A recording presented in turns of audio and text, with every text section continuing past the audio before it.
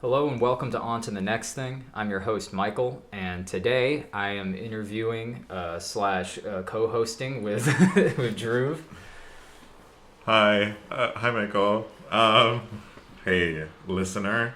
What's Hey, I'm this Dhruv. is Droove. Yes. You're Droove. Yes, I'm. Who Dhruv. are you? What do you do? I'm Droove. I'm a silicon design engineer.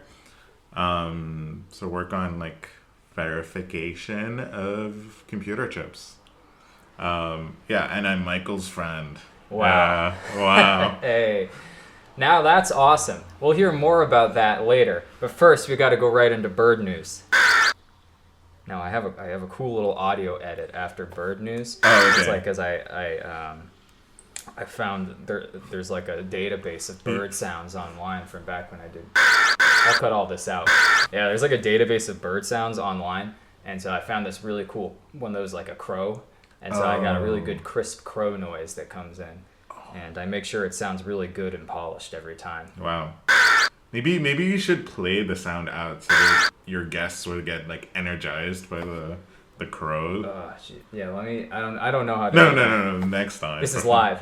Okay, sure. We're streaming this straight to Twitch right now. Okay. It's actually Twitch. This is a fake. This is a skin I got for Audacity, but it's actually Twitch. What about swearing? Can I swear? Yeah.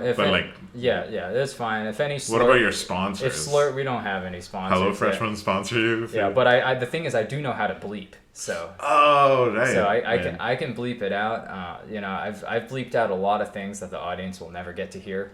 Sure, no fair. Not said by me. I'm clean as a whistle, but mostly my guests. The guests are always so vulgar.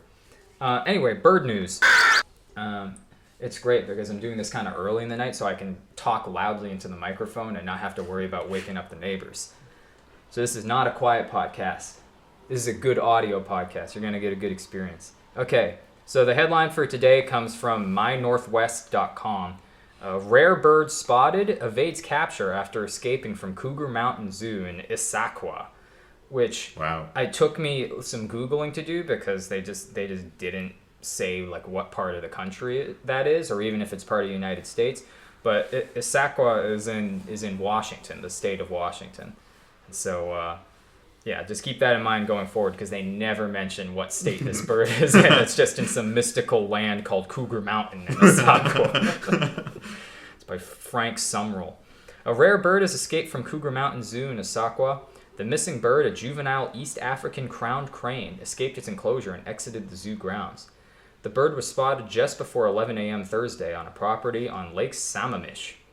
The bird flew east from here and was last sighted in Lake Sammamish State Park, the southeast shore of the park, and flew in the direction of the Lake Sammamish State Park boat launch, Cougar Mountain Zoo shared when documenting the last sighting of the bird. The missing crowned crane was previously seen around Lake Sammamish State Park and near Northwest Newport Way, just a short distance from the zoo, on Wednesday.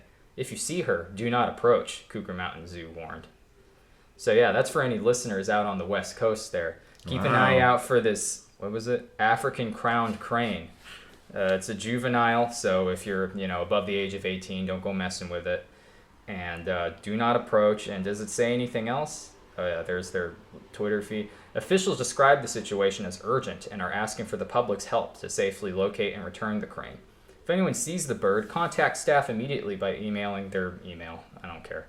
Oh, I'll put it in the description, actually. That'll be good. info@cougarmountainzoo.org.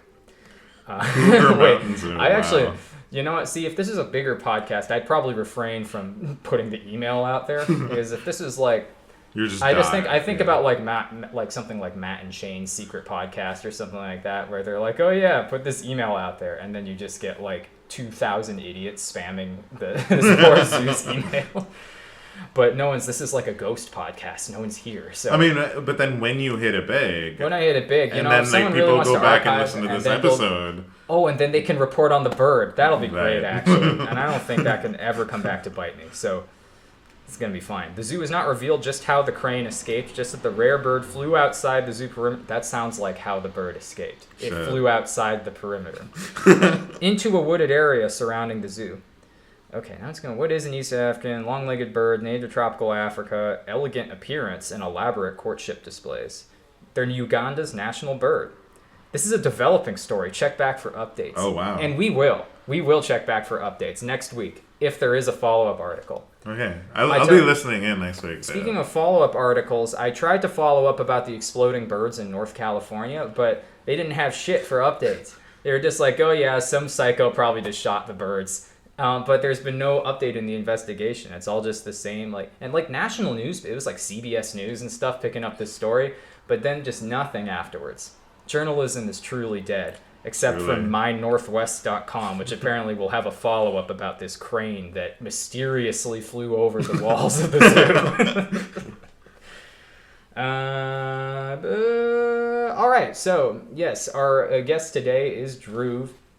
Druuuv, make up whatever pseudonym last name you want if you like, or just go by Druuv. I'll just go by Druuv. Yeah. Putting me. Druuuv But if I had to make a pseudonym for myself, I don't know. It'd probably have to be like something really cool, right? Because it's like the whole idea is, I don't know. I'm looking at a Dell monitor, so I'm like, Druuuv Dell.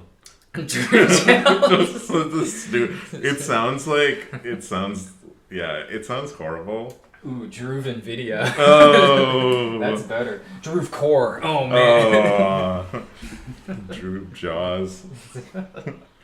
If you had to pick a last name for yourself, if you couldn't be, I'd probably be Michael Strahan. I heard Strahan. No, it's that's a guy, right? Yeah, that was a guy. He was a football player. He's got the gap tooth. Now he does hosting, but he used to deck Tom Brady during the Super Bowl, 2 Super Bowls in a row. Right. So I forever have some beef with Michael Strahan. Not that I'm in New England at all, or I'm a New England fan. That's not anything. I just made that up. I just know a lot about football. I'm not in the New England area. Right. The studio's based out of Hollywood, so... Exactly, yeah, because... yeah, boo, fuck Tom Brady. Boo, right? yeah. I'm glad Michael Strahan broke his shoulder or something. That's why you're gonna pick him as your last name, you know? Yeah, that's right. That just sounds like a fun... I mean, there's so many good ones to work with Michael, because there's so many Michaels in the world, you get to see a lot of names. Michael Douglas. Yeah, Michael you could Steele. Yeah, but would you want to pick something that's like unique? Michael Dukakis. Wow. That probably isn't unique. It's like that's Michael what it Corleone. Or Corleone. Whatever. I don't care. Do you think it's like names become so like non-unique? I mean back in the day people had only in some parts of the world had only first names, right? And then when they like moved out and moved to places where there were like people, like a lot of people with the same name, and that's how like a few last names are literally like people's like jobs or like the village that they're from. Yeah, because you just have like your god name, and then you have then you have like your family name, which is I guess whatever you did.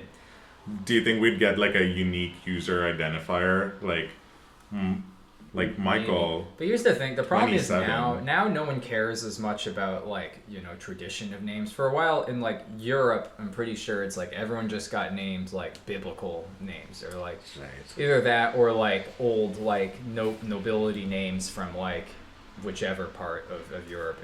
Yeah.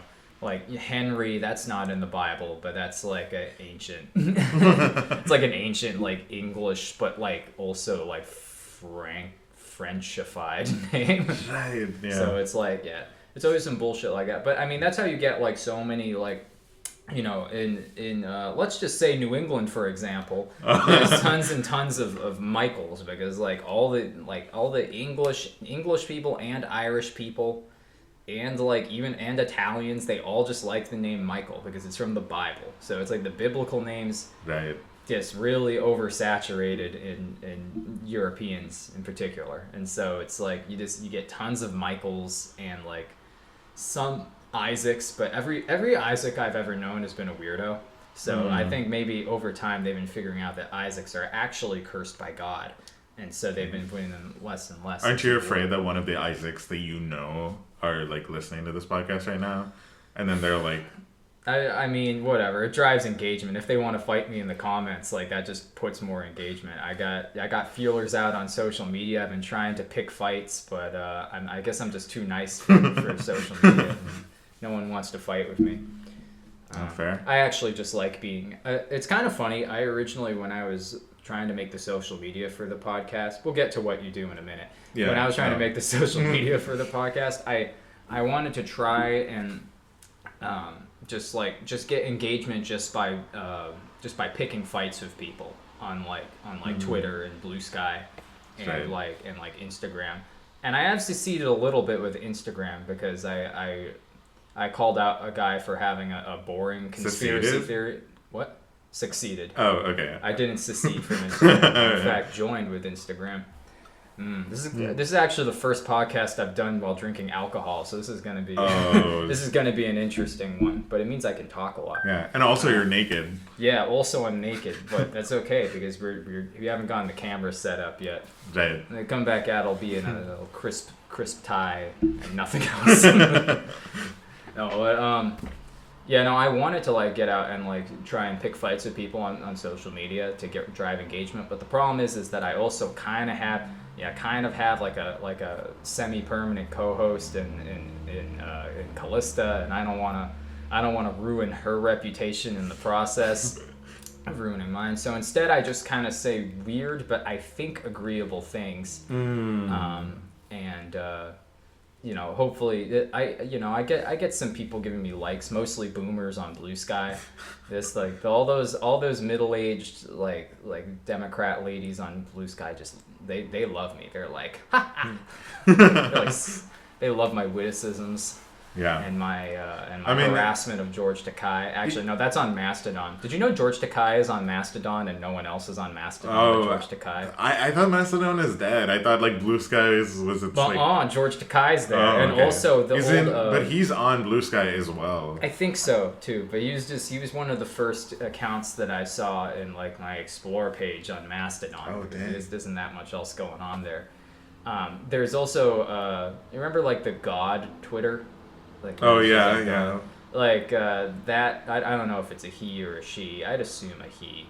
They. Yeah, perhaps a they. Perhaps a they. Perhaps a real life they.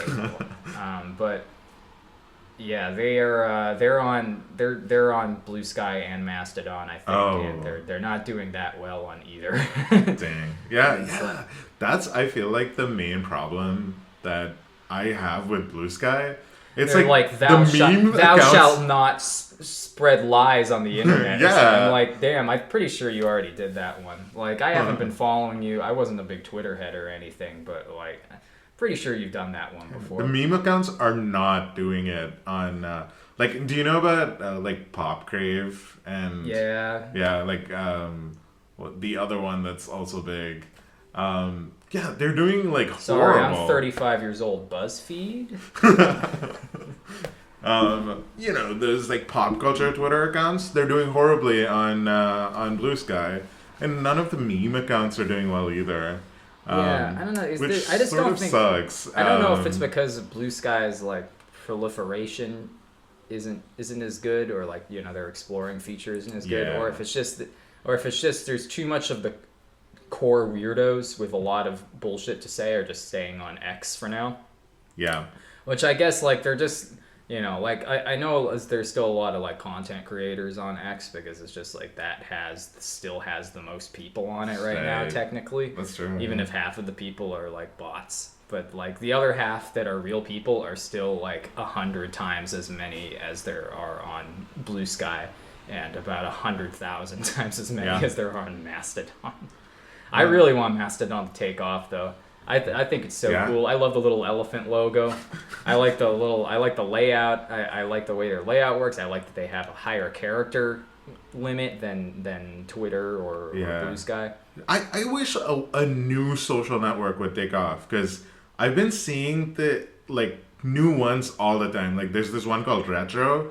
It's sort of like Instagram, but you only follow your friends. There are no ads, no sponsored posts or anything, but it's a $2 a month subscription.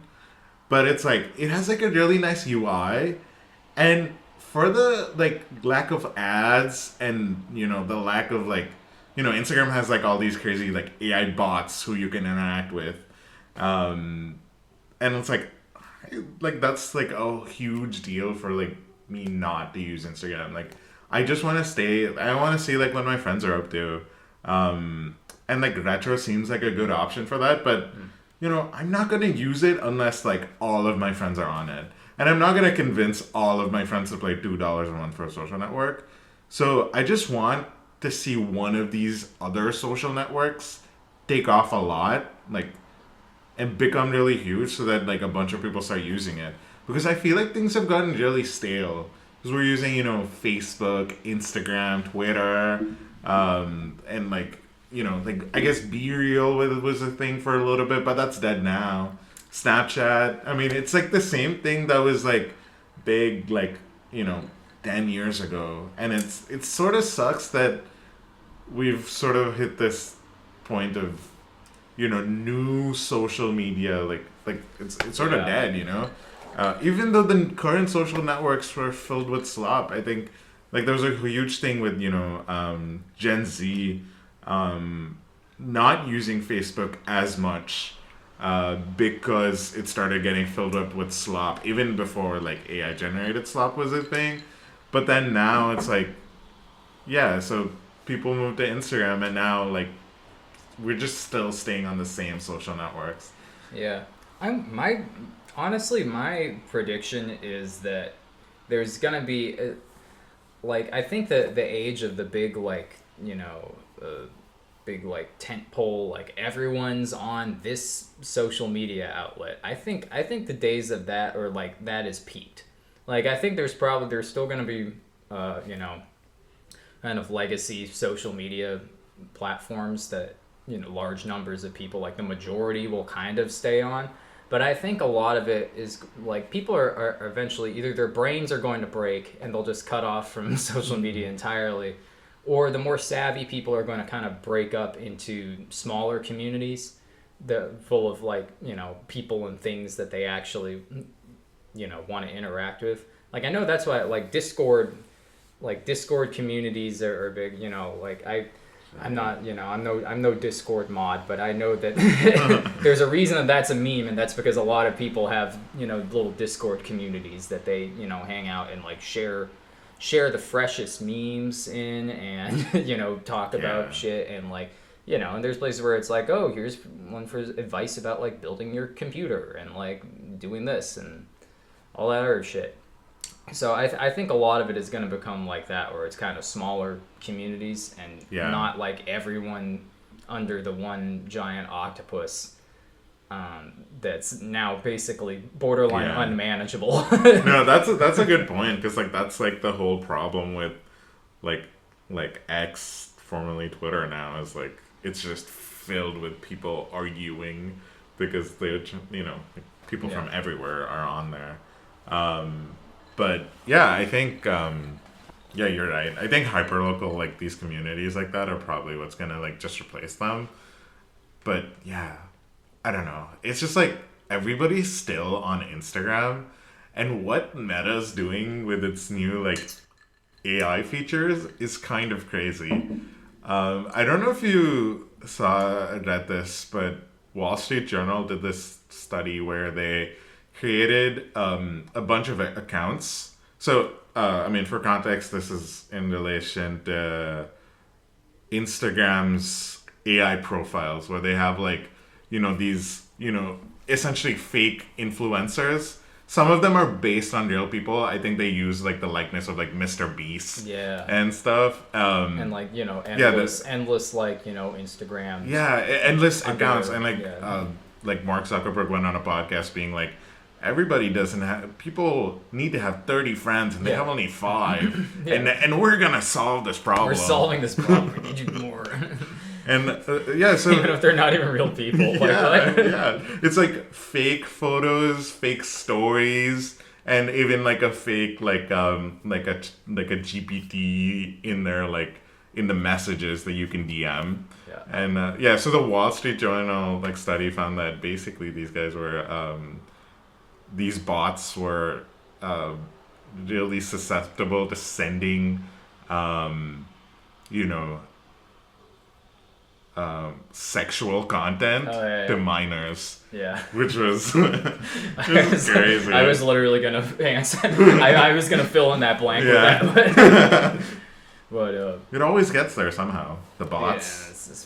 Yeah, it's totally fucked up. Like, I don't know. I remember I saw a video, like a clip from a streamer who was like kind of like poking into like all these accounts who were like harassing him for like kind of like, I think for something like some like politics related stuff or something. I forget the streamer name right now, but I Destiny. remembered it earlier. But he's kind of a more like relatively well known streamer. Like, I keep thinking of like Destiny. Galaxy or no, that's not a person. Galaxy. That's not anything. But anyway, this guy, he was poking through all these accounts and he was like, guys, this isn't a real person. See, like they're arguing about me in the comments, but neither of these are real people. And it was this guy just like, he's just like slowly losing his mind as he went through and be like, that's not real. That's not a real finger. What is that hand doing? And then he would get like you get like chats coming in being like, hey, look at the photos behind on the shelf. Look at the photos on the shelf. And it would just be like just snarled monster nothings in the photos on the shelf. And be like, oh my god.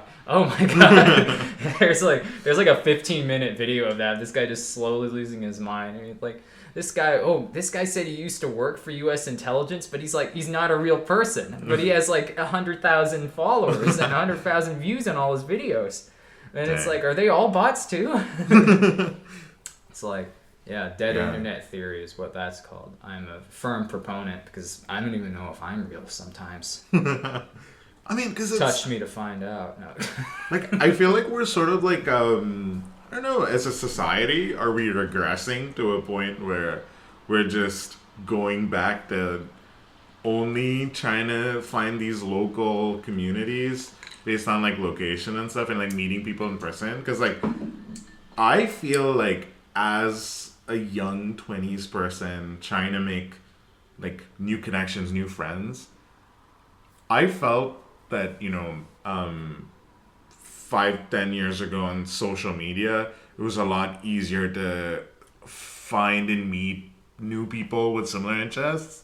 But now that's not really the case. You're more likely to find new people if you're like, I don't know, like for me, like what's working is like going to concerts and shit. Yeah. And it's like, just doing things that I enjoy and seeing other people doing the same thing. It's like social media doesn't bring people together anymore because of the number of bots on there. So I guess it's just about driving engagement and like having just sending you more and more things rather than like, being able to build connections with people. It's just like build connections with content, whether that content's from a person or not. Doesn't matter if it's from a person or not. We make no distinction between content from people and content from like nothing and ads and weird bot farms or whatever. And it's it's nuts. I mean, and I'm just thinking, as someone who sucks at making friends both in the real world and the digital world, I still know that like even my like people I know who make friends online, like they've generally been doing it like through Discord or through like online games and stuff like that. Because at least you're like, you can actually just be like immediately communicating with what you know is a person. Right. Like, it's a person, they're probably not trying to immediately sell you anything. Although, I mean, I'm sure if companies find some way to, just send in people to just like go onto online games and just try and entice people with ads. Like, hey, I'm using a VPN right now. Like, if you want to be, and just people be like, shut up. Like, I think terms of service don't really allow you to do that, because I think you can get banned for doing stuff like that, like whatever it is, like soliciting people on I mean, like over also, like Fortnite or whatever. Imagine making Fortnite worse. I mean, like all the friends you probably try to make on Fortnite, I mean, like if you're an adult, it's like you have to find other adults, because it's like also find other adults who are not trying to make friends with like children, like weirdos, a lot of weirdos. But yeah, no, I get that. But, Discord has not solved that yet, but at least it's real weirdos usually. Yeah. What do you think about this? They have like there are a few like companies that are trying to do this. They're using like the blockchain to identify, like basically verify that people are human beings, and then having like networks where everybody has to be like fully human verified. And then this can also like branch out to like websites where like users and people who like upload to these websites, who create content, all have to be like fully like verified.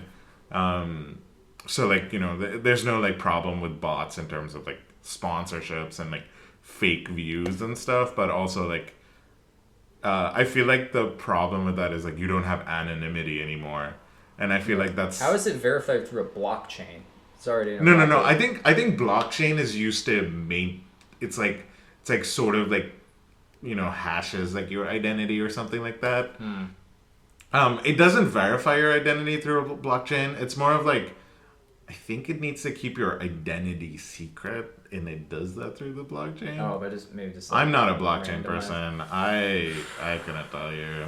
Yeah, and you've come to the wrong place if you want any further information. My response to that is probably bad, but hey, segue.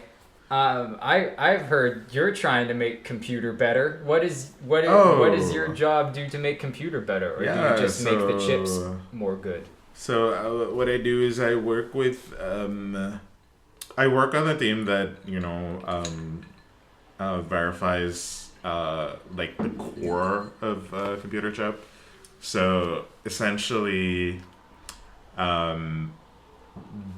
the design of a new computer chip is like, you know, it's a whole life cycle that takes, you know, usually, you know, anywhere from like 6 months to like, you know, 2-3 years even, for it to go from like, you know, a design all the way until like, you know, you get a chip made out of silicon. And an important step in this process is in the early stages. Once you have the design, you need to like basically run a bunch of tests on it to make sure that everything's working okay. And I work on these tests, and I also work on you know, making sure that these tests run okay. Yeah, I think that's. Oh, so like probably a much more valuable quality control than anything that I. yeah. But there's like quality control at a bunch of different stages. Yeah. So I'm specifically at this early stage. So is yours kind of more like the material stage, like conductivity? No, it's it's more of we have I'm failing. No, we have chips designed in like we have hardware description languages, basically, which are like, you know, like imagine Python, but then instead of Python, you write Python to describe a software program, describe steps that it will do this with software, but a hardware description language describes how these circuits would work with each other. So we're essentially, you know, we're simulating these circuits and seeing what will happen. So we have like really complicated like simulation software that we you know, that we test these circuits on. And like they're really like accurate. They like, we try to keep them as accurate to how the real system would be. I mean, we use the same tools, and we, you know, build this sort of like test bench around it. Yeah. But yeah, it's fun stuff. I don't know. The audience can't see, but I've been nodding the whole time to show that I understand what is being said. I'm smart. I'm tech savvy. I'm young, and I know what a computer is. No, that's crazy. That's way out of my realm of knowledge. But it's honestly, it sounds cool. I don't know if it's really like a drudgery or if it's like it can be interesting. It's fun. It's interesting. It's you know, it has its, you know, quirks and stuff. I mean, it's cool that we're working on usually like the latest generation of like computer chips. So, um, the technology that we're using and the technology that we're helping verify is when it comes out, when it becomes a product, it's going to be like one of like the highest. It's going to be in one of the highest end models. So that's really cool. But also it's like really long projects, one after the other. So it's not like like building software where it's like you just immediately see like the output of like your work, but it's like a lot of people working on this for like months and months, and then it's like you get your numbers good and everything. So it's yeah, it's cool. It's very fun. Yeah, that's awesome. I love getting my numbers good. But it's like I never like got into this like because I was like, oh my god, I want to be involved in this specific stage of like developing chips. So like when I was in college, in undergrad, I was doing classes. I was a computer engineering major, and I took like the basic level classes. I really liked this one logic design class, which talks about these like hardware description languages and also like like computer architecture and how these chips are designed and stuff. And I really enjoyed it. So I think like there's like this my junior year in the summer, I was just like at the career fair, and then I was just like talking to this guy, and he was like, "Oh yeah, I went to UMass too," and I was like, "Cool, I really like these classes that I'm taking." And then he was like, "Oh wow, that's fun. You should interview with us because that's what we use on our day to day." And I was like, "Cool, let me try that." And then I interviewed with them, and I got like this like 3-month internship. I ended up not continuing with them later, but like after graduation, I just like went into like basically an adjacent industry. Yeah. I mean, adjacent company. I mean, I'm pretty sure I talked about that in one of the first episodes of this podcast, which was a general rundown of what the podcast was going to be about. We talked a little bit about like about career building tactics, and that first internship is so key, especially if you're in STEM. Which I don't know what anyone does in other things outside of STEM. Yeah. As far as I know, you're all peasants and should be treated as such. But in STEM, at least, it's that it really is like that first internship, kind of where you're getting your hooks in, and then you can kind of like you get that on your resume. If you're socially apt enough, you can get contacts and like good references and stuff like that. And so even if it's like you end up not working at like say that company or that organization or whatever, it can just be so crucial to just get that little bit of experience and be like, see, I know how to do something. I know how to do a tiny little thing. I did it for 3 months. I know how to do this thing. Yeah. And you can be like that, and you can just like and then you just stretch out that 3 months of experience as much as possible. And it probably also helps that you probably did other things that were also showed your experience. Yeah. And No, but like honestly, in college, but yeah. Yeah. The internship is so like relevant because like honestly like I feel like most of the people that I know who like graduated in my class literally like ended up in like a job that was like very very similar to like the internship that they did like like second or third year or something. But I was lucky that I put that much effort into like getting an internship because like, there's like a lot of people who like overlook that, and then I kind of it just gets really hard to differentiate yourself from like the people who did do like those experiences, which honestly it's kind of stupid. Like a lot of people like come from different backgrounds, like people who have to work like a bunch of jobs in college. And then it's like, oh, but because you had to work work these jobs, you didn't have time to apply for an internship. And then when you're graduating, that comes and, bites you in the bleep. Yeah. Bites you in the ass. It's okay. Yeah. We go up to the pure straight edge F-bomb in this Oh show. wow! So Wow. Okay. Yeah. So as long as you're not calling any internship slurs or anything like that. Eventually, I'm probably for future guests, I'm gonna make a big whiteboard of words that I don't want said on the podcast. Okay. But for now, just all regular, run of the mill English curse words, and generally all foreign curse words are allowed on this podcast. Sounds good. But I think it's like internships are so important that it really sucks. Like even if you get to go to college but the thing is you don't have the freedom to go and do these applications, go and apply for these internships. That really screws you over. There's a huge difference between a person graduating and a person graduating with an internships in STEM at least. Which kind of sucks.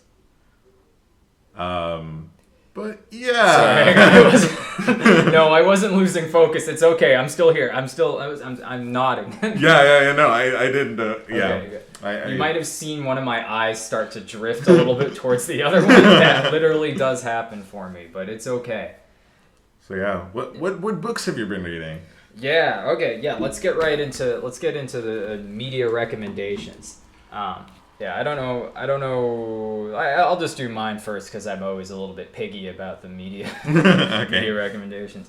Recently, I've been reading this novel Lagoon by Nnedi Okorafor. I hope I'm not butchering that beautiful Nigerian name with my horrible pronunciation. But yeah, I've been reading this book for probably the past week since I've finally finised up. Are you taking a call in the middle of my podcast? No, I'm looking up the I'm looking up the name of the author of the book I'm reading. Okay, sorry, continue. Sometimes I just totally not say the author's names, and so I just say a title, and it's good luck finding that. No, it's I can just look it up because I'm reading it on my phone. I tell you what, if I'm gonna be doing recommendations on this podcast, I gotta be better about actually typing out my recommendations in the description. You gotta link the ISBN number. Yeah, or something like that. Instead, I've just been doing nothing. I keep forgetting to actually put anything out there. But maybe I'll put out a full list maybe on social media or something of the books I've read this year, because I've read some good ones. I was taking forever reading The Three Musketeers, so it's nice to not be reading something written by a guy who was paid by the word 200 years ago, instead of reading kind of a tighter, more fast-paced modern science fiction novel. And this Lagoon, it's pretty cool. It's a very, very cool concept. And it's a setting that's probably not as familiar to a lot of, at least not a lot of American readers. It was set in Lagos. I hope I'm saying that right. I think Callista told me that I fucked it up the other time I was saying it. But I'm just gonna say it how I say it, Yeah. This is America. But yeah, in Lagos or Lagos or Lagos, perhaps. That's the capital of Nigeria, right. And it's a coastal city, so a lot of a lot of maritime like oceanfront tourism, and it's known for having all these habitats and stuff. But it's also in recent years has gone under a lot of environmental degradation. And so there's also been oil rigs offshore and things like that affect the environment. And so this book is about essentially what starts out as what's supposed to be kind of a peaceful alien invasion, where these advanced aliens come and visit, and they're able to communicate with flora and fauna and things like that, and just generally most forms of life, and are kind of able to alter them to more basically to the forms that they want. In the beginning, in the prologue, it kind of talks about basically just a swordfish. It's from the point of view of a swordfish, and it basically is asked what form it wants to take, and it basically just wants to be a bigger, cooler swordfish.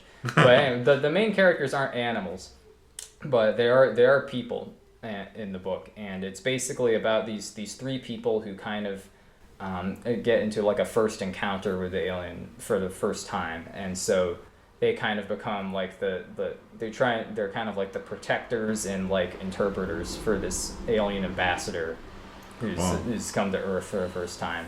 And it's still kind of like, it's still not entirely clear why the aliens chose Lagos as opposed to like other parts of the world. There's some theories have come up in the book where it's like, oh yeah, well, if it was in like the UK or the US or something, like they already would have been captured, but maybe they're kind of taking advantage of some of the, you know, the weaker governmental control in Nigeria, because they talk about the president. The president's just like getting cancer treatment. Oh, okay. and is left like his like shitty nephew in charge. It's like a whole like drama thing. It's very interesting. All of the characters, they have they're each like pretty unique, which is not something that always happens in sci-fi books, because sometimes I'm just like, oh, this person sounds the same as the other scientist, sounds the same as the other alien, but they're all like they all have relatively unique traits where I can kind of like, and they have all different character motivations where I can tell the difference between everybody in this fast-paced book. And so far I've been really enjoying it. And it's very cool if you like science fiction, aliens, ecology, and kind of like, you know, environmental messages, and also some like religious messages as well, because there's a big religious reaction to aliens in the book, and that's like a major source of the conflict and drama so far. That's cool. And but yeah, I found it's actually surprisingly similar to, it reminds me of a kind of how like, I think, who was I thinking of? God damn it. Oh, Stephen King, I think. It's kind of similar to Stephen King in that you kind of get in depth with each of these, like, there's several point of view characters, and you get kind of in depth with each of these characters. And as Stephen King and a lot of kind of, you know, postmodern sci-fi and like speculative fiction writers do, they'll in the interims they'll do like a perspective of like a non-human character, and so that gives you kind of like a little bit of an idea of like what's going on outside the realms of the character's experiences at the moment. And I thought that's generally it's a very cool book. I wasn't entirely sure what to expect because the jacket cover summary was pretty vague. But yeah, definitely recommend it for sci-fi readers. And it's a very, very fast read and not at all a slog like Three Musketeers or like a quadruple. And even then, as far as classics go, Three Musketeers goes by like lightning compared to some classics. You ever try and read Don Quixote? Oh fucking my god. Don't. Oh my god. 1,400 pages, good book, but like, holy shit.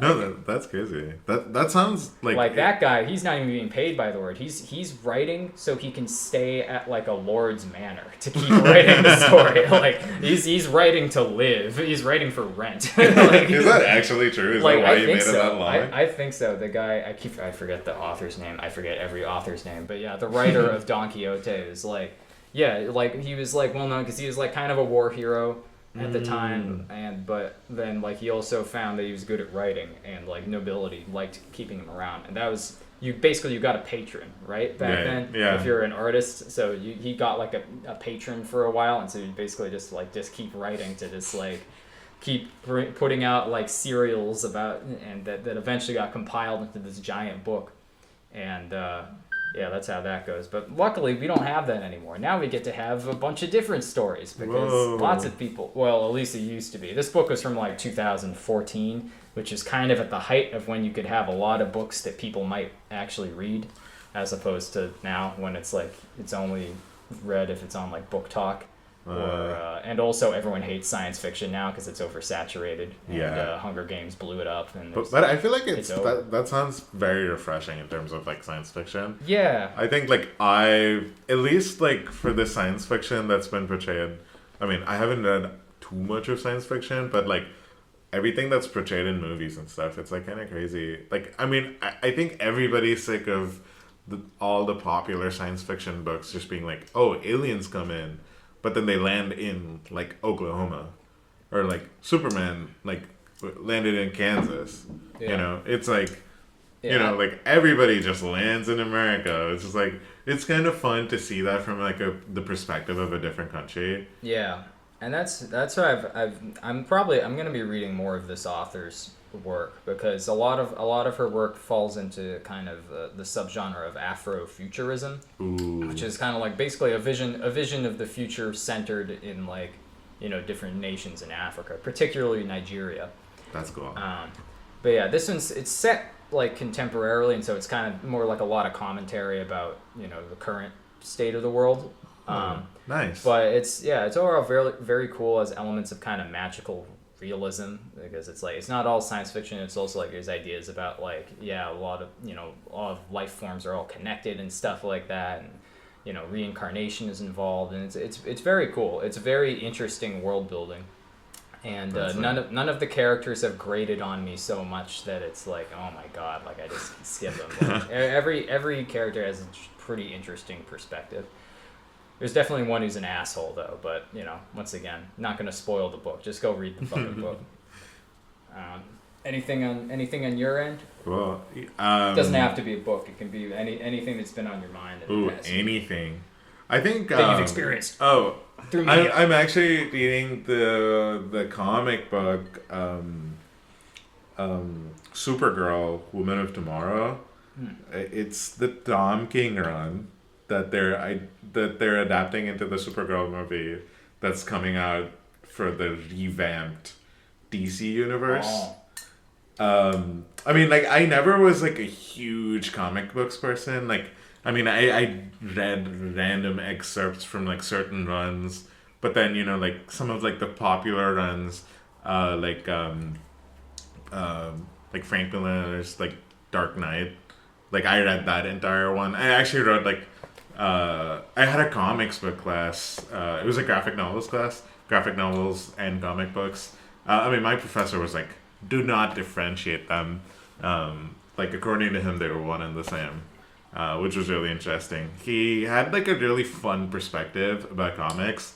We read a lot of like cool ones. Like, I think my favorite one from that class was, have you read, I'm probably going to butcher this name, Persepolis?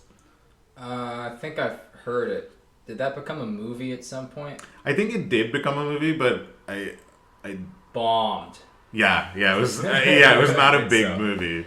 I also think that was the name of the capital city in Persia. Yeah, that's what it was. It's about like the author's like experience like as a kid growing up there, and the art style was so cool. So in that class I wrote my final paper about Frank Miller's Dark Knight run, because Robert Pattinson's Batman movie had just come out. And I was comparing how like thematically like that movie was similar to Year One, just like you know, like Christopher Nolan's like Dark Knight Rises movies were based on like you know, Frank Miller's run. So I've only read like the short runs, you know, the ones that never went for like, you know, ages and ages.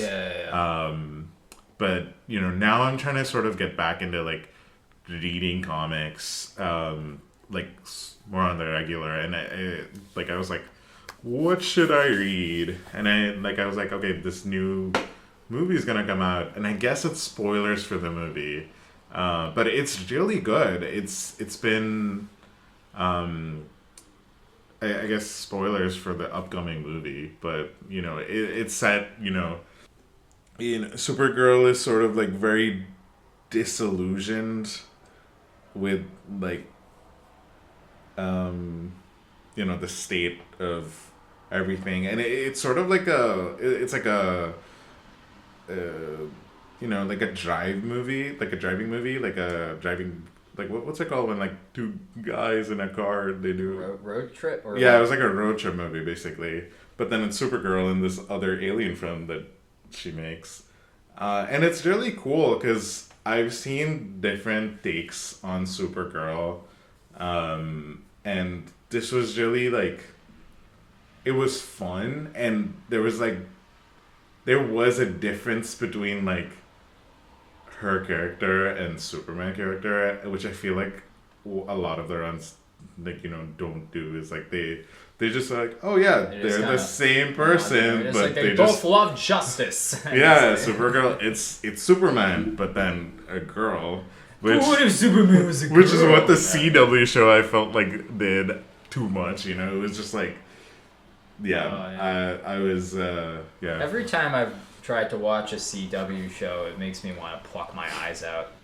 I'm sorry. I'm sorry. I know there's a lot of people who are fans of that, but I've every time I've watched like a CW, I've been like, oh my fucking god, like this is just like, I know you don't have a budget, but does it all have to be fucking talking? Like, oh my god, and it's just like, oh, that looks stupid. Oh, Arrow, the guy shoots an arrow. They got the Arrow guy because they can't have Superman come in and annihilate a building.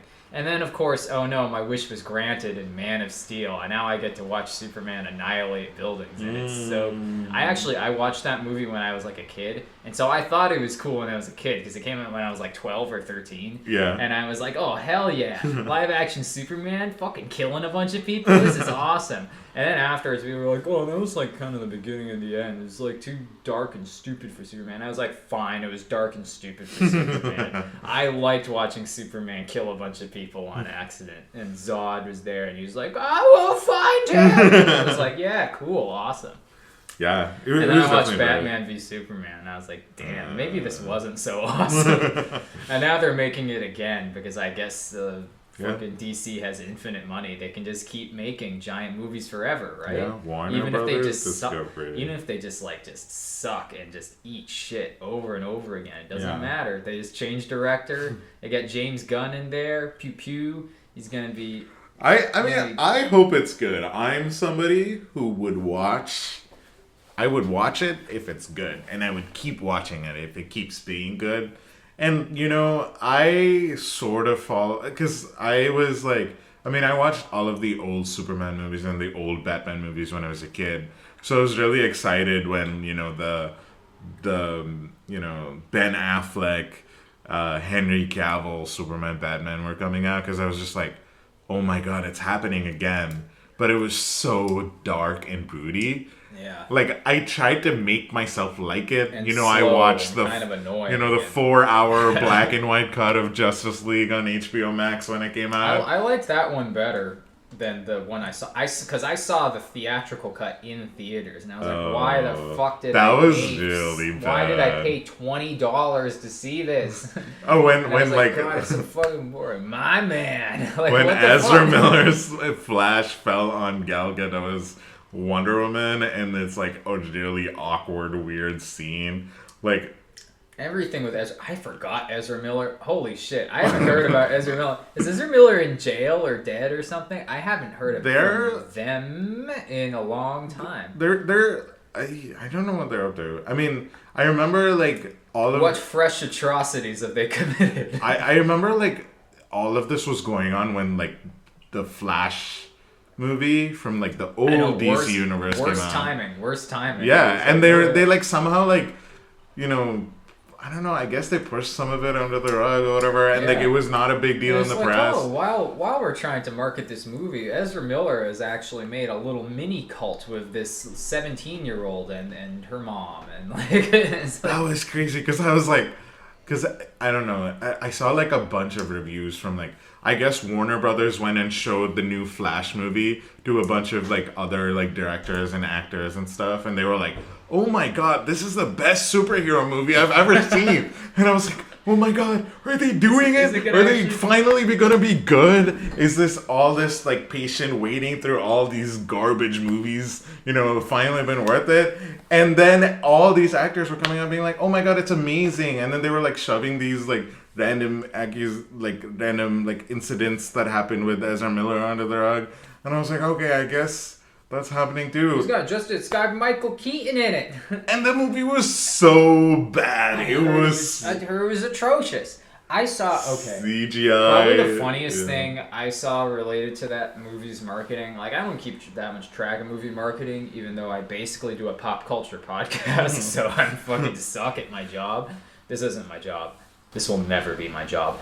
But when I took a trip to Germany around the time around the time when the Flash movie was about to come out, and in this train station in Hamburg, they had these giant banner posters for the Flash of like all the superheroes for the Flash in this giant train station in Hamburg, and I was just kind of looking at it, and I was like, these posters are enormous. It's like just giant banners with like the Flash, Batman, Wonder Woman, oh my Superman, Bane, Kite Man, fucking I don't know.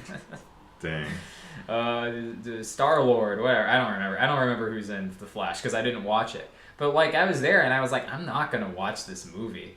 I don't know anyone who's like really hyped about this. I guess other than those actors, I didn't see the thing. It was like I don't know, like a bunch of people. It was like those people coming out and praising like you're gonna love the Lion King remake. Yeah, it was like I think it was also like I might be wrong, but I think it was Tom Cruise was just like applauds the director for making such a good superhero movie. But it was when Tom Cruise was watching every single movie that was playing in the theaters because he was just like this big proponent for like theaters being back.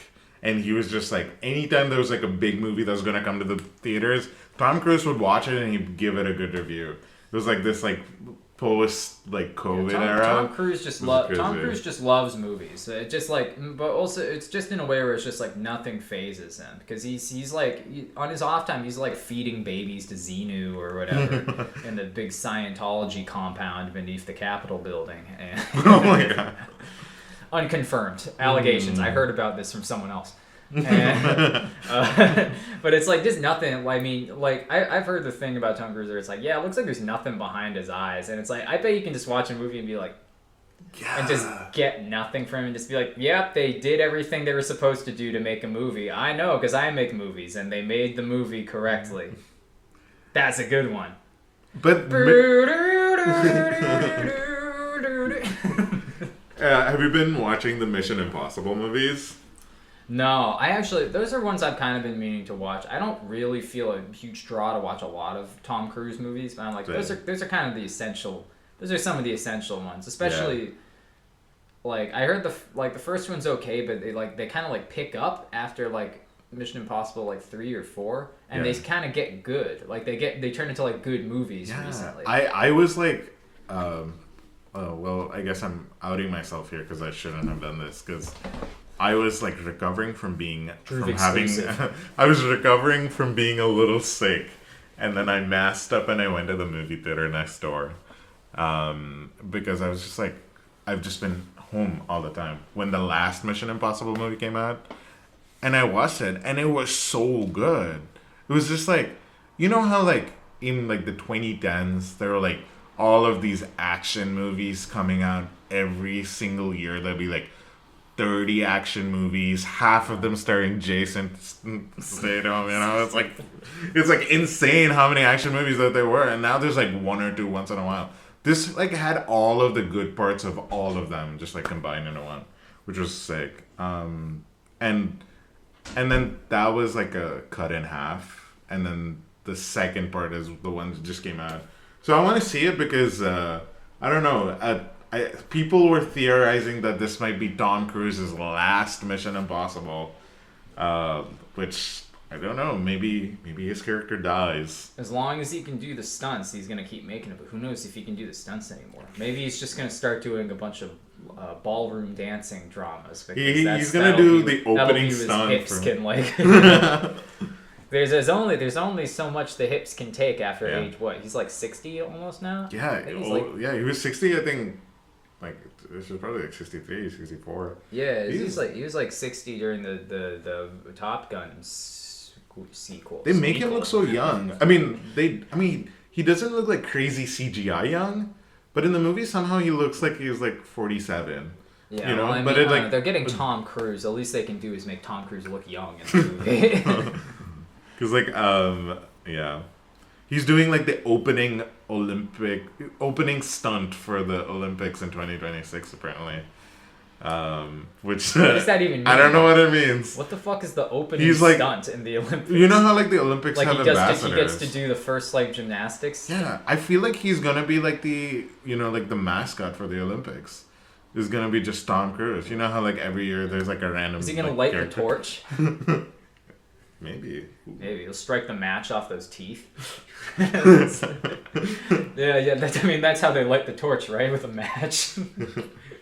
He's gonna go out with the one incredible stunt where he like jumps into like the new stadium that they're building or something. Oh no, Tom Cruise gets to play like one set of every sport that they have in the Olympic.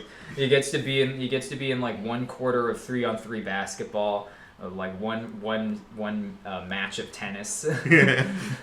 He's on like every single sub team. Yeah, he's like the honorary American athlete that America's like. America is like, you don't win anything by beating him, but we're forcing you to send one of your athletes to play against him. He's just smiling the whole time. Just, this was a good movie.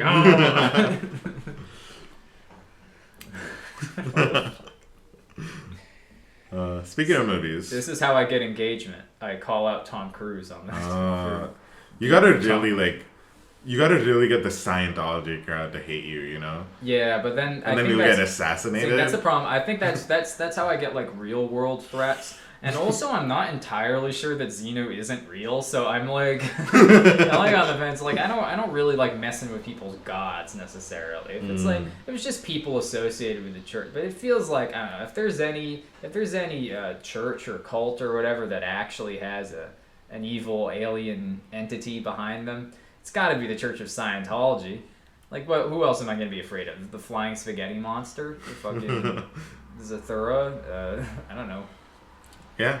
But yeah, so I won't listen. I don't want that smoke from Scientology quite just yet. Not at least until I can have enough of a following where I have a buffer of antagonistic assholes between me and the people being. You gotta be at least as big as Joe Rogan. Yeah, otherwise I can just get disappeared. This make me disappear. They don't even. This is gonna be the last. They just need to brick my computer, and then I'm broke, and I can't make any more podcasts. Fuck. This is on to the next thing. I'm recording this on my Samsung A10 from 2019, and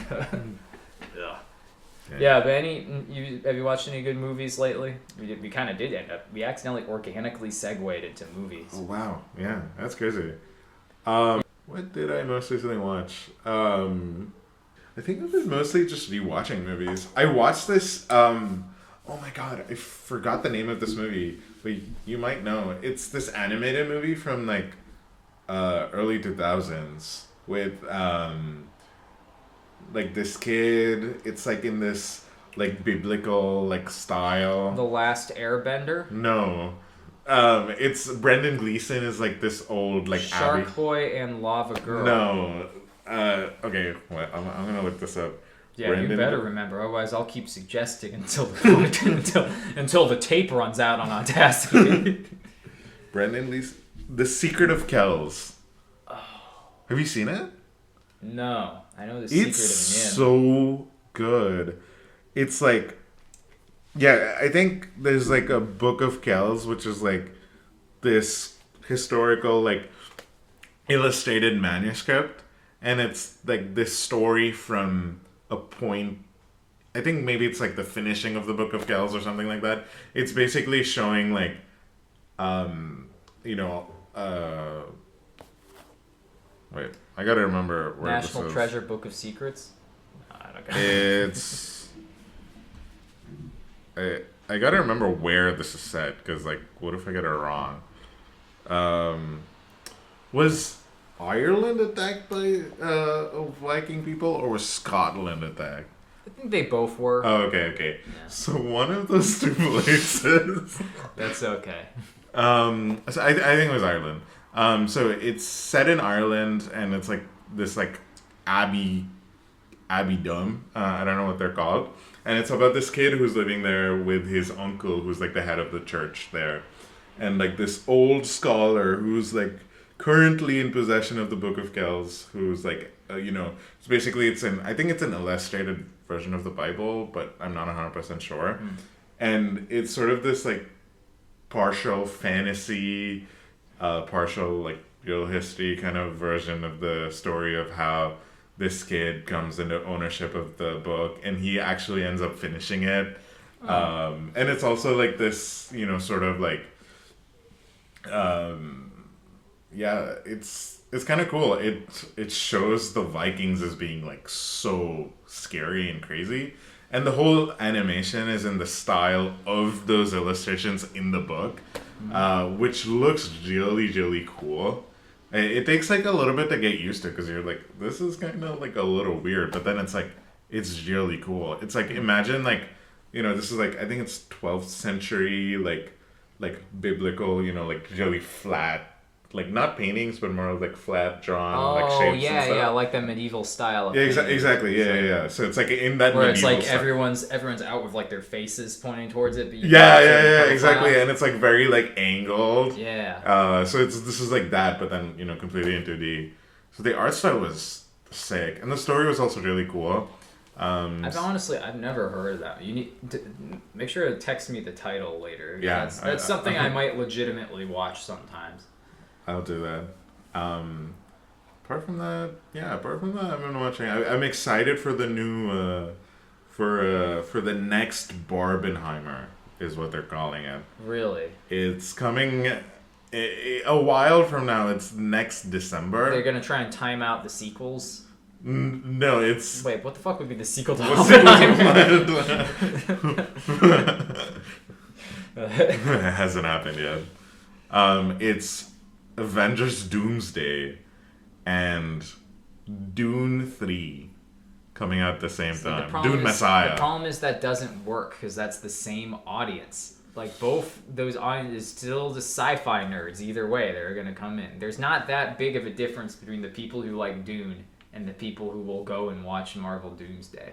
Except for the fact that it's possible that by then, no one will even want to go and watch Marvel. No, but I feel like Barbenheimer... Okay, I mean, as somebody who would have watched both of them, I feel like... At what point will women come into this mix? What about the... Okay, Do girls even like Timothée Chalamet? No. Yeah. So they're calling it Doomsday. Doomsday, okay. Which I think is fun. I think the name might make it work. But they try to do it with, I don't know, like... You know what, that might work, because come to think of it, the point isn't to make it, like, necessarily get, like, a diverse audience. It's just to, like, get it so people will go to both. Yeah. You know? And so it's like, although, I don't know. I feel like both of those movies are going to be, like, 3 hours long at least. So it's going to be, like, are people really going to go to both on the same day? Maybe not. But they'll probably still go see both movies if they're into that. Yeah. Just imagine, that would be insane, just a 7 hour. Yeah, because at least Barbie was short, you know? Yeah. Oppenheimer was crazy because I did Barbenheimer, and Oppenheimer, I went the Thursday show for both, because, and that was when, I don't know, the AMC that I went to was, like, setting up, like, the film, like, thing. Or I don't know how IMAX does it these days. Is it just... I don't think they film on film, right?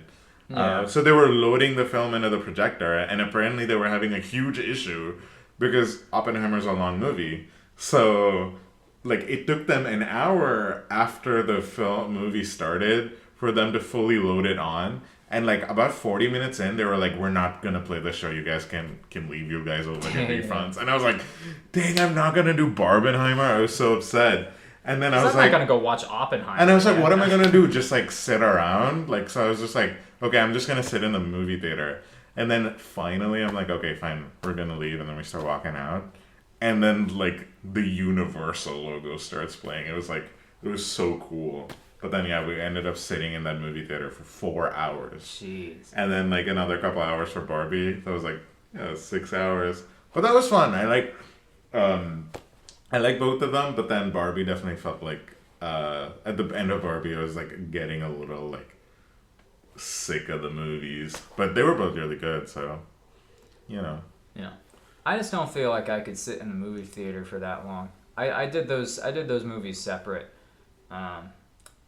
And I was drunk during Oppenheimer, and like, I definitely didn't appreciate Oppenheimer as much as I should. But I don't know. A lot of Christopher Nolan's movies are starting to, like, not really hit for me anymore, because it always just feels like it's just like ooh, let's bring in all of the famous actors I know that hang out with me, and they'll come in various bit roles, and it's like, oh man, Robert Downey Jr. doing what would have been actually he had a pretty big part in that. Yeah, he but was it'll really be good like at that. it'll be like just like I don't know, just some famous Casey Affleck's role was kind of my but yeah, he was good in something that. I mean, being like, oh, that actor's in there. Wow, that's crazy. They brought in Jesse Eisenberg for this like janitor coming in. That's crazy. And it's like it always just feels like that. And then it's like, I don't know. I'm not into like biopic stuff, even if it's really well made. Do you hear he's making The Odyssey as a movie? I feel like it's gonna be like he's gonna be. That's either gonna be really good or it's gonna be like fuck, just let it end. They released a bunch of stills from like the movie, and like they show like a bunch of like the costumes. Is it gonna be PG-13 though? I don't know, because all the historians were like the costumes were really like historically inaccurate. So that's something I guess it doesn't have going for it. But like everybody is in this movie. It's like Matt Damon, I think, is the main star. Tom Holland is in the movie, and I think like Zendaya is in the movie. Like Is she the Cyclops? I don't know. Yeah. I was trying to think of a line by the Cyclops, but I haven't read the Odyssey in like 15 years. Yeah, I read the children's children's version of it way back when I was a children. Yeah, I've heard a lot more goo goo gagas than that. I read the more important Greek historical text, Percy Jackson. Actually. Hell yeah. Man, remember how bad those movies were, though? Yeah. I remember how bad that was. I had hope after the first one because I was like, oh, it's only slightly deviating from the books.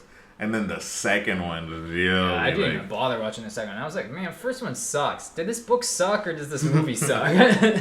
Were the books always bad? Because I remember there was a point when I was a kid where I was like, all right, Rick Riordan books are now too much baby shit for me, and they're like, I don't care about this anymore. Like fucking Egypt, like. Yeah, I think I read the first book in that. And I ripped. It was my brother's book, so I ripped it out of his hands and I threw it in the garbage. And I was like, this is baby shit, and I shoved him off the bed. And I was like, you just baby shit. He's like, that's my book. Why are you reading my book? Dang. Anyway, music. Any music?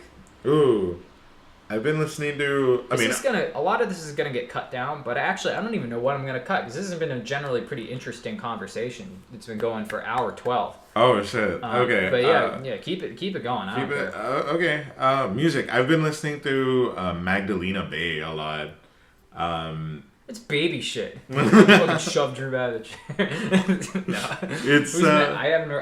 I think they're a duo from like.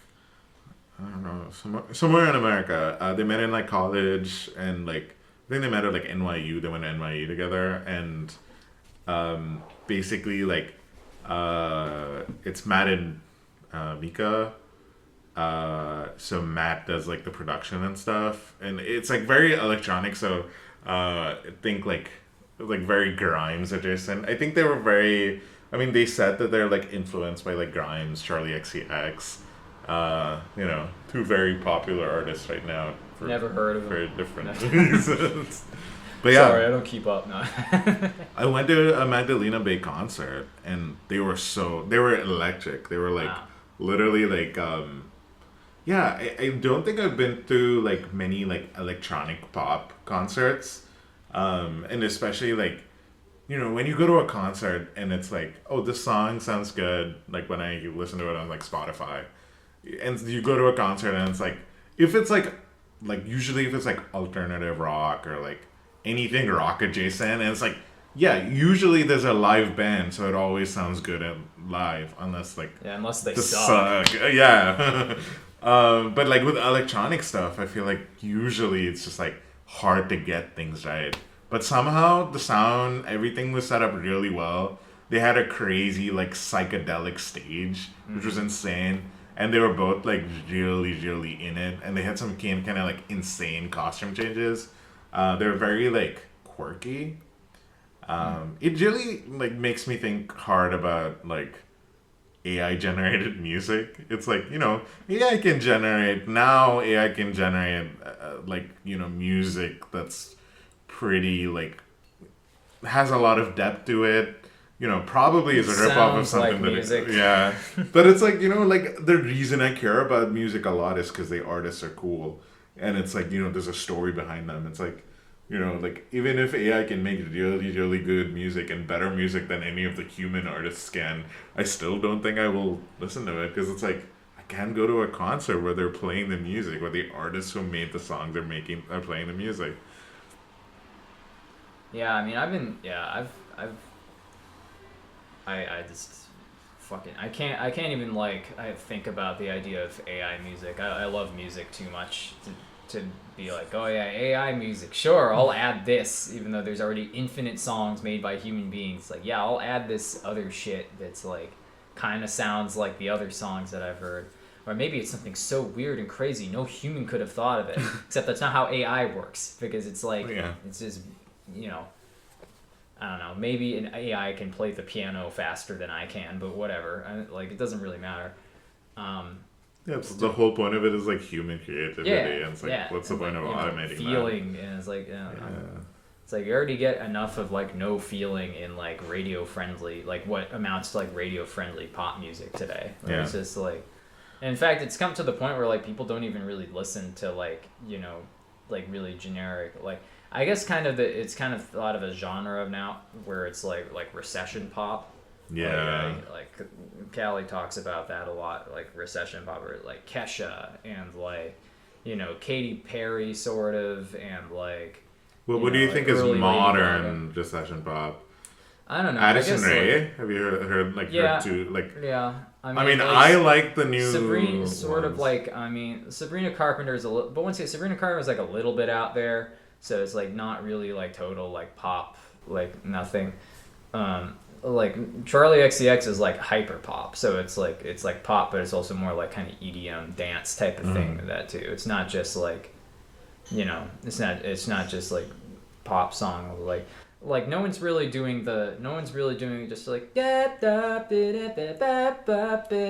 it's not. I don't hear a lot of just like really generic sounding songs. Right. As much like that's, I mean, they're still out there, but like that's not quite what gets like it's not as much anymore, unless it's in like, just like the slurry of like like Drake or whatever, like and like Drake, like when it's like Drake and like 7 other artists, and it's like, okay, all right, it kind of. I'm actually a huge Drake fan, so big Drake fan. Yeah, I take. Me. I actually kind of like that. I actually sort of like that one, but just because I'm a sucker for like some funky auto tune shit. It's like like for whatever reason it really tickles my brain, right, to hear that sort of weird ass intonation that just comes from having a guy who doesn't normally sing with auto tune. I mean, T-Pain, I used to really like T-Pain can actually sing, but also used to do like that, like the big auto tune sound. Like he kind of pioneered that. But it's sort of like he did it in such a classic way that's so like. I don't know. It's like so satisfying to listen to. Yeah. Like it's like I wanted to listen to it because it was like auto-tuned that specific way. Yeah. He streams on Twitch these days. T-Pain. Yeah, I heard. He's like I don't know. He's like one of those figures where it's like, oh, I thought he kind of stopped being like important in like a while ago, and maybe like musically he's not quite as big as he used to be, but like it's still somewhere where it's like, yeah, pretty cool. Like kind of generally like pretty cool. Like I haven't. Yeah, I think he's playing at a music festival right now. Yeah, well, he was played at Boston. I think right now. He was at like Coachella or something. Yeah, he played at Coachella. He's playing Governor's Ball next week. He's playing. It's like back touring. He's playing Boston Calling. It's like, all right, you go. I think today. Oh damn. Yeah, it's good. T-Pain, no. Gotta catch that flight to Boston so I can go see T-Pain right now. Oh yeah, but no, it's like that's the one where it's like as I remember, the only reason why I knew who T-Pain was as a kid was because I used to go through the app store a lot to try and find like new like games and stuff for my phone back when apps were like important for gaming. Right. And like one of them would come up would be, there was this app that was just called I Am T-Pain. What? And it was just like, I guess it was just some sort of like one of those just like, I don't even know. just like games where it's just like a celebrities like app where it's just like do like a show or whatever and like do like figure out the money thing, and it's like it's like a T-Pain life simulator. So yeah, something like that where it's just like almost like one of those like graphic novel games kind of where it's like that. Except I don't think it's like, I think it's literally just like a, hey, like, do you want to do a show, or do you want to like make money, or do you want to like drive in the car? It's like, I don't really know what T-Pain does. I have no idea what that was, but I know it would come up a lot because I was trying to search for like a specific thing, but like that app always came up where it's like, I am T-Pain, and I was like, what the fuck is T-Pain? And it was yeah. But that's how I knew it was. But then I got like, T-Pain was like a real person. And T-Pain isn't a video game character. T-Pain is a musician. And T-Pain's still alive. And T-Pain still makes music. And now T-Pain's touring. Wow, it's crazy. And yeah. You learn new things every day. Yeah. Anyway, yeah. But my music, I've just been listening. I've been listening to Mini Trees. Oh yeah! Oh my God! So that one of the I've listened to them. Yeah.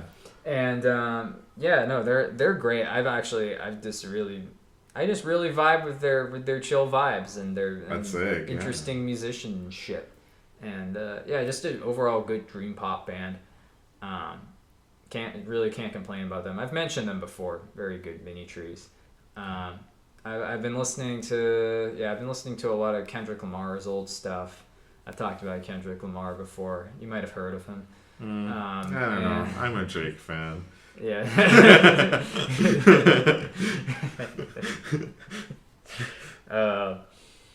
Yeah. I couldn't even think of a Drake song to try and imitate right then. I was like, fuck, I don't remember. It's Call Me on My Cell Phone. When you need my love. That's the ragtime version. With the snapping. Yeah. Call me on my cell phone whenever you need my love. This is gonna become a music podcast where you're making live music as you're talking. It's awesome. I'll get my auto tune set up, and then it'll be You'll over. be unstoppable. AI won't have shit on me. No, and then probably like I always do kind of one of the harsher bands that I've listened to. One of them right now is Chat Pile. Which they're like a hardcore like. Kind of like alternative metal, industrial noise rock type of thing. That's cool. And like, yeah, I don't know exactly how they're kind of like genre bending as far as metal goes, where they can kind of sound like a lot of different things. Sometimes they sound just like typical like hardcore band or like grindcore, where it's like, you know, like just fast weird rhythms and like, you know, harsh vocals, and then sometimes it's more almost like new metal, like almost like Korn sounding kind of, where he's like singing, but it's still like crushing guitar and stuff like that. That's fun. And they do a lot of basically all their songs. It's a very they have a lot of pretty brutal themes, because they just talk about like how horrible it is to live in Oklahoma. And how much of a shithole Oklahoma is, and how much like violence and like drug problems and like homelessness and fucking incarceration there is in Oklahoma. And then basically each song is just like a kind of just describing like a horror story in Oklahoma. And sometimes it's based on a real thing. Like off their debut album, I've listened to the debut album called God's Country, and the single from that is Slaughterhouse, and and the lyrics seem to kind of describe kind of like, it's like a mixture of things, because apparently it was like based on like a beheading that took place at a food processing plant in Oklahoma, but it also seems to talk a lot about like kind of the meat industry in general as well. It's just like is the meat industry big in Oklahoma? Yeah, I mean, or maybe they just like grew up around it, I guess. Yeah, I mean, I imagine they got that. Like, what else do they have in Oklahoma? I don't know. I don't know. It's kind of just a lot of farms and shit out there. So I assume they have slaughterhouses, but they definitely have food processing plants, because you can just get a lot of people into a big building with all that wide open space. And then sometimes people go a little loopy and cut off one of their coworkers' heads. And then get shot by the owner. Oh my God. Yeah, no, It's wild. It's like it's a brutal. It's not a. That's It's so a borderline not a good album to listen to if you're in like kind of a bad place mentally, thinking about the world. Like if you're thinking the world's not like a good place, like that album's not really gonna help you. In that way. It's like even though but they're almost like they have kind of some like sort of call to action-y type of songs, so they like almost have like some punk ethos to them as well. But it's like it's just very just like brutal, and the guy's just like that sounds cool. The guy sounds like a fucking crazy person when he's because sometimes it's just him doing just like spoken word stuff, and just like talking and just being like and it's like it's very weird, and it's not gonna spoken word in metal in the middle. And that's cool. It's like God's eyes looking down on us, and it's like it's fucking crazy shit like that. It's not gonna be listenable for everybody, but as far as kind of newer, more like unique sounding metal outfits, like they're one to check out. That's good. Yeah. Oh yeah. All right. Well, that's all I have for pop culture. Whoa. Recommendations. Any closing statements? Anything?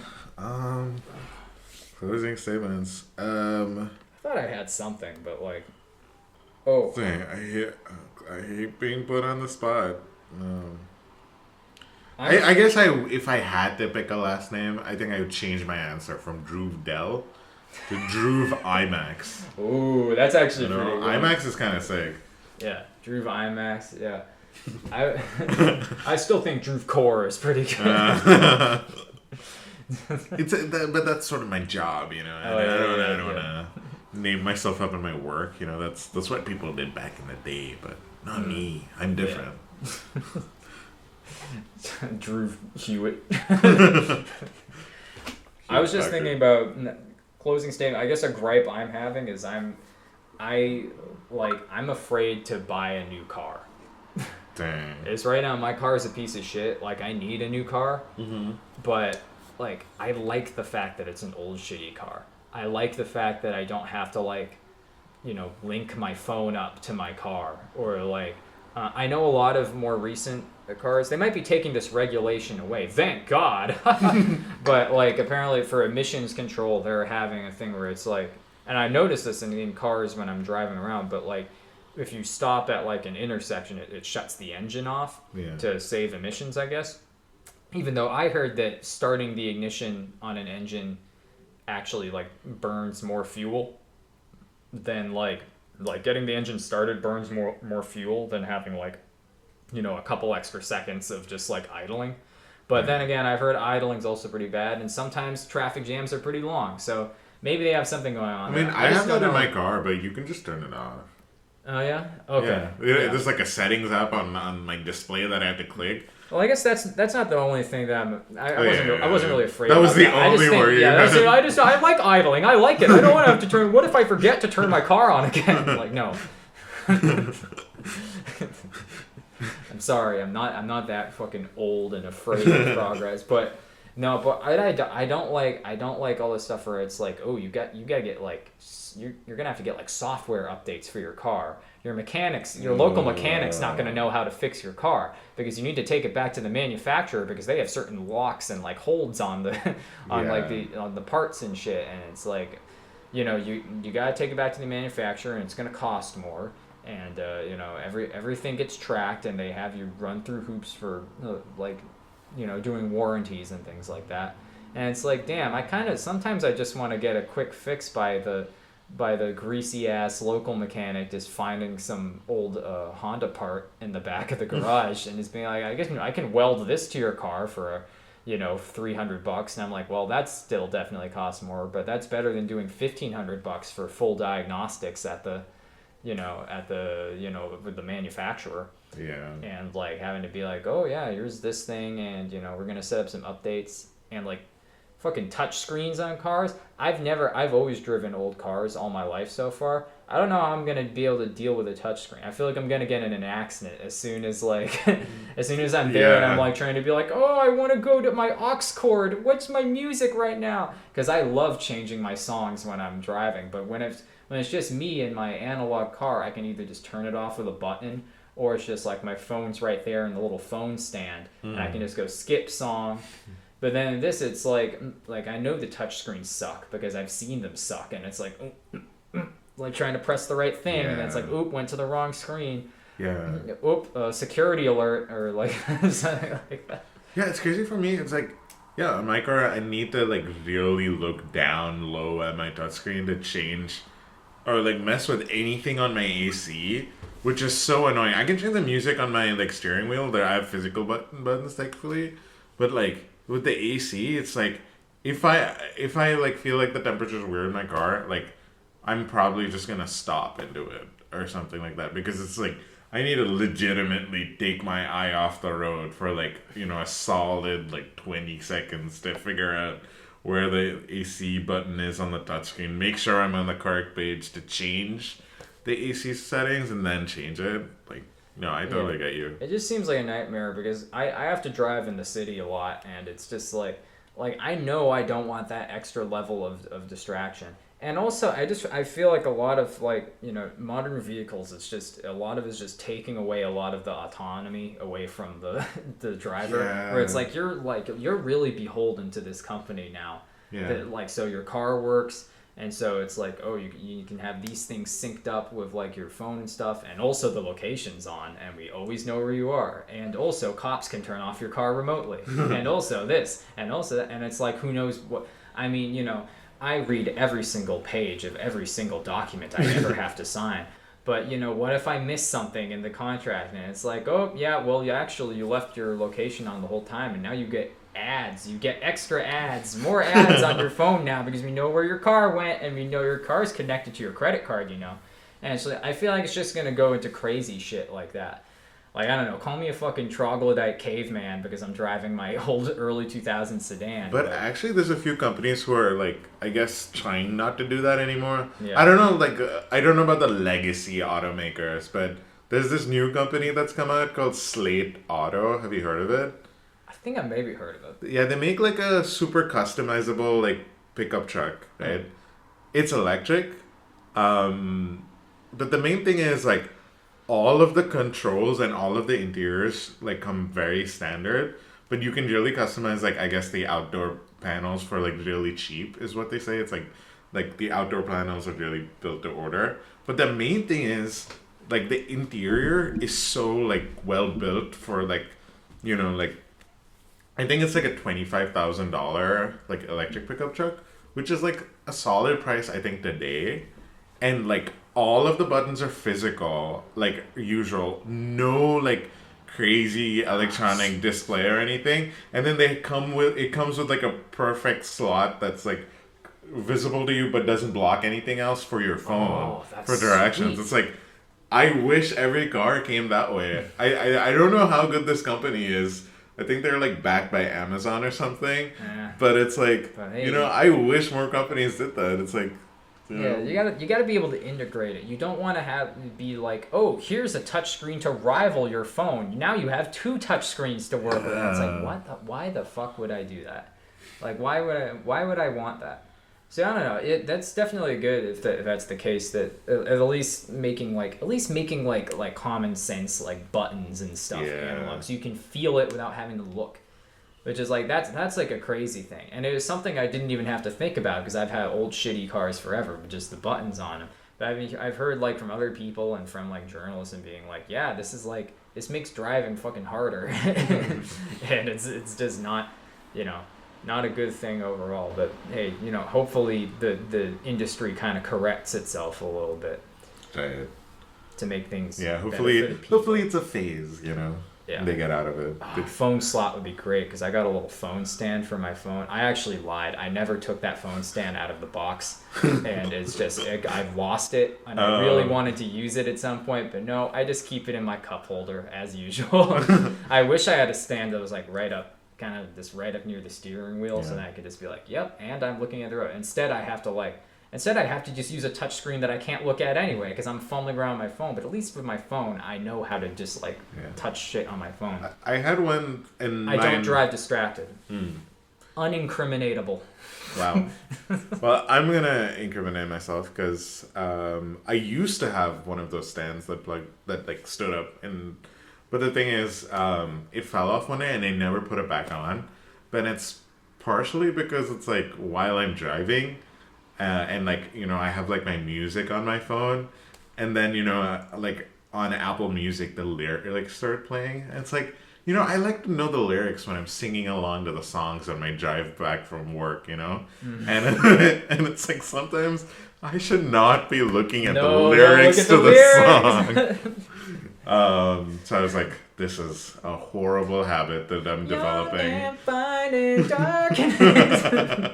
SZA. Oh, I forgot. I've been listening to some SZA. I'm only listening to Jake. So. I'm not total hardcore sad person. Alright, I listen to SZA, even though SZA's like the saddest of the pop singers. Because even Billie Eilish isn't sad anymore. Billie Eilish is now just like, I don't know, trying to eat girls for lunch and like. True. Anyway, yeah, you know what? This has been a good podcast. This has been a good meaty podcast. Hour 35. Cool, I don't feel exhausted. I'm not angry. I don't have a headache. I haven't had to solo it and make my voice box hurt by trying to scream like John Taffy from Bars. I didn't even talk about. Oh my god, yeah. But that's okay because the audience already got the next episode. They already got an hour of me talking about Bar Rescue by myself, literally just monologuing about Bar Rescue last episode. So I'm sure they're happy to hear fresh new voices and fresh new ideas, other than me just rambling about one thing for 50 minutes. After cutting, too. 50 minutes after cuts. But yes, you know what, Druuuv, thank you for coming on to the next thing. Hope to see you back soon, unless you happen to fall off the face of the earth or perhaps move to another part of the country. I don't know. In recent times. Who knows what the future holds, but hopefully we can have you back again soon. Thanks for coming back. Thanks for having me. Thank you. Thanks for having me. It's been really fun. You're welcome. Do you have anything you want to plug? No one ever does. Listen to Jake on Spotify. Stop it! Don't fucking do that. All right. Thank you for listening, everybody. We'll see you next week.